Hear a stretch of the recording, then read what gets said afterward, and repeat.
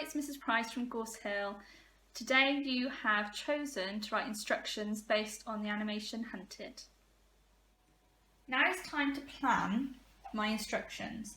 So I have my title, How to Capture Your Hunter. Now, first of all, you have to make your trap. So I've got number 1, make trap. Then you need to set up all of your obstacles and your pathway to get from where the hunter is to your trap. So once you've done that, it's now actually getting him to the trap. So I've got number 3, distract the hunter, which in my instructions is you.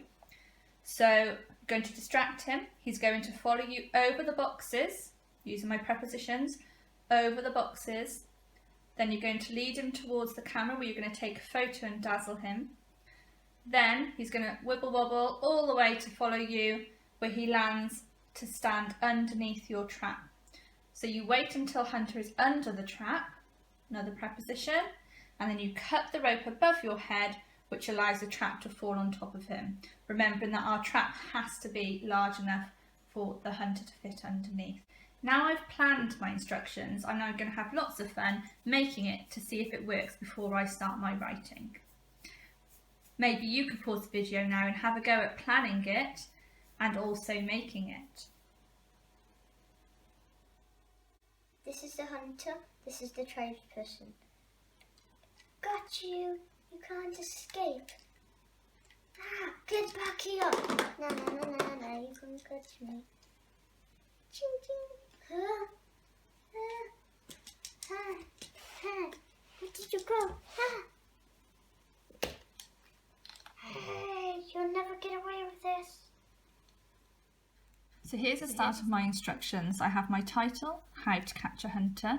I have my introduction, and it says, are you struggling to outrun your hunter? We have the most brilliant way of catching the dangerous man. So it just needs to be nice and short and explain what the instructions are for. Then what you will need, I've underlined it as my subheading, and I've got sticks to make a trap. I've got the bait, which will most probably be you, and a pathway towards the trap. So I'm starting to think of my prepositions that I can add in my instructions. There might be other things that you need. For example, if there's certain obstacles that you're going to have in the hunter's way, certain things that you might need for your trap, because yours does not have to be the same as mine. You can come up with your own idea. And then we start writing the method. So number 1 for mine, collect all of the equipment you need from deep in the jungle.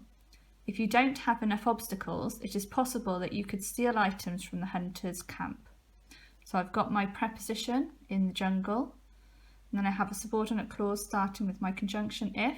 If you don't have enough obstacles, it is possible that you could steal items from the hunter's camp.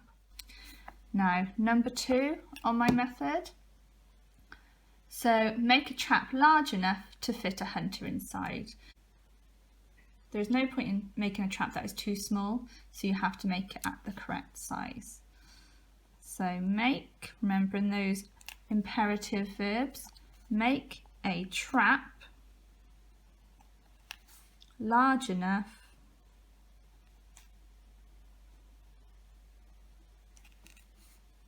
to fit a hunter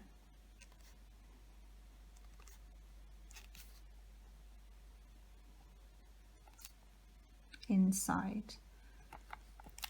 So I've got my prepositional word again there, inside. Number 3. So I'm going to set out my obstacles leading, and where are we leading it to? Towards the trap. Set out the obstacles